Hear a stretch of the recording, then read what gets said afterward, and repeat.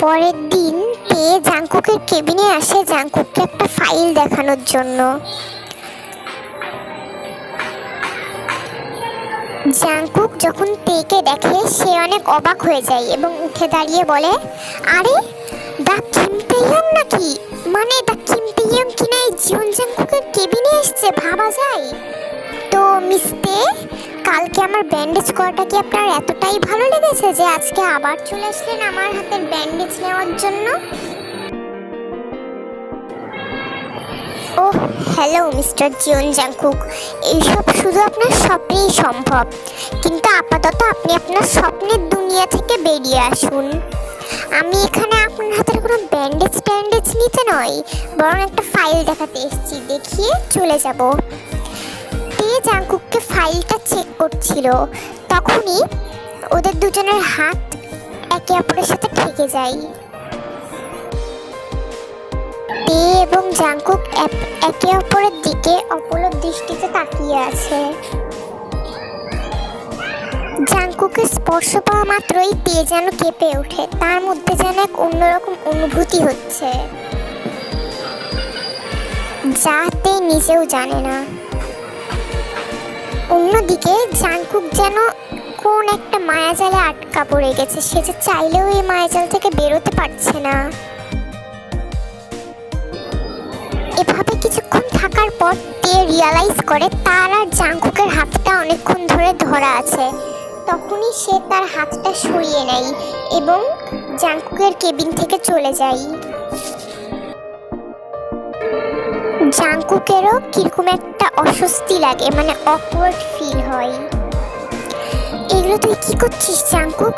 না না না, তুই এখানে কাজ করতে এসেছিস জাংকুক, তুই তোর কাজ করবি, বাকি ওই মেয়ে তা কিম তেইয়ং কি করলো না সেটা নিয়ে তোর মাথা ব্যথার কোনো কারণ নেই, তুই শুধু নিজের কাজে ফোকাস কর।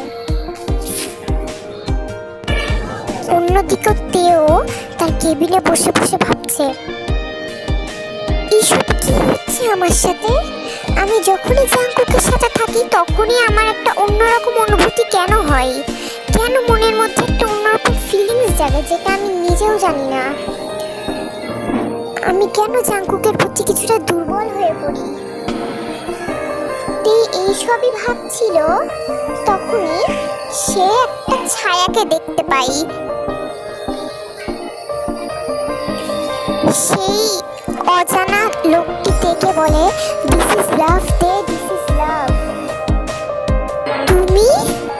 এই বলে তে সেই লোকটির কাছে যায়, কিন্তু সে যে দেখে সেখানে কেউই ছিল না।